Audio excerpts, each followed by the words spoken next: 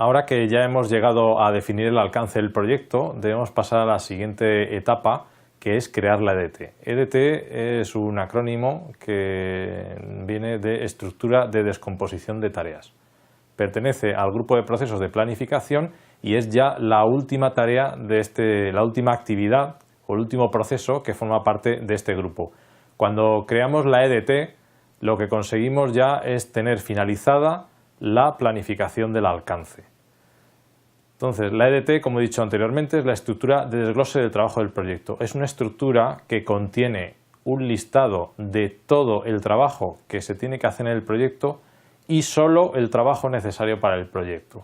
Es decir, cuando uno construye la EDT tiene que ser, por un lado, muy exhaustivo para intentar incluir todo aquello que luego va a ser necesario ejecutar durante el proyecto, pero también tiene que ser lo bastante crítico como para tratar de poner en duda todo aquello que se está incluyendo en la lista, en la EDT, en la estructura de desglose, pero que creemos que no aporta valor o que nos va a provocar un trabajo adicional que no produce una salida que sea requerida por los objetivos o por los requisitos planteados anteriormente en el proyecto. La descomposición es jerárquica. ¿Esto qué quiere decir? Quiere decir que vamos a tener varios niveles de tal manera que vamos a descomponer sucesivamente de arriba hacia abajo toda la actividad del proyecto.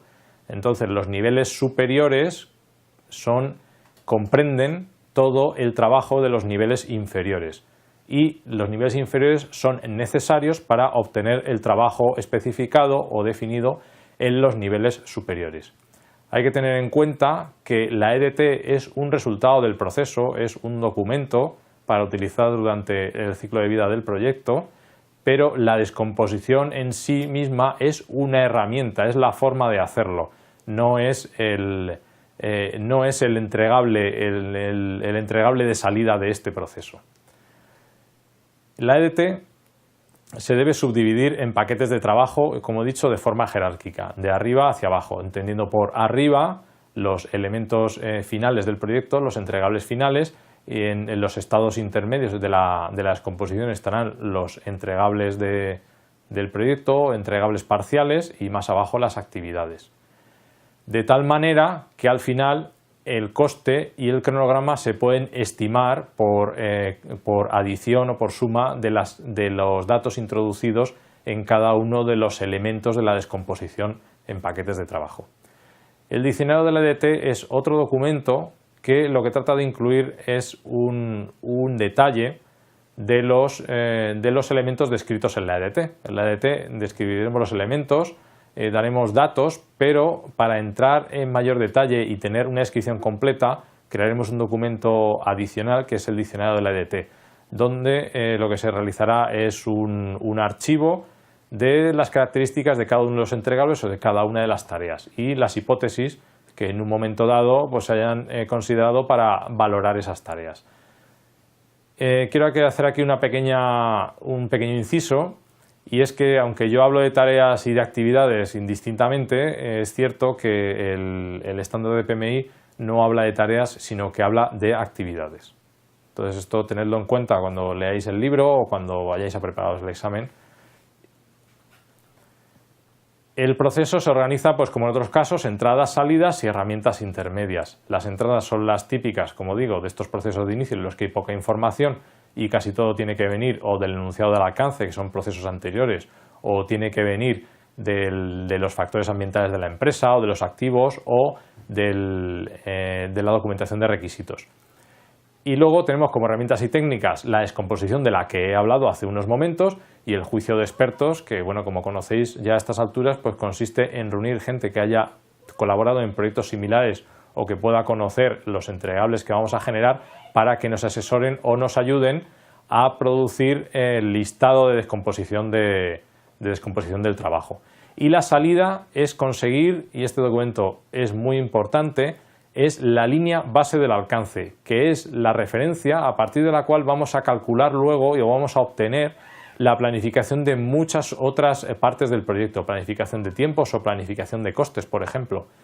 Esta línea base del alcance es un documento muy importante en el proyecto, puede ser revisado, puede ser tratado a lo largo del proyecto, puede ser actualizado, pero hay que tenerlo ya en este punto para poder progresar. Y por supuesto, según el resultado de la línea base del alcance, como en otros procesos, si ha habido cambios, lo que nos puede llevar es a requerir actualizaciones de otros documentos del proyecto. La EDT se descompone en nivel de proyecto, cuentas de control y paquetes de trabajo. Y esto, con los paquetes de trabajo, lo que hacemos es generar un diccionario de EDT que junto con el enunciado del alcance del proyecto nos da la línea base del alcance. La línea base del alcance está formada por estos tres elementos: el enunciado del alcance, la EDT y el diccionario de la EDT. Aquí os muestro un ejemplo de EDT en la cual hay un entregable principal en la parte superior del esquema, y en el primer nivel tenemos en este caso unas fases que podrían ser entregables, y ahora hablaremos de esto con un poco más de detalle, y luego cada entregable se divide hasta llegar al nivel de actividad.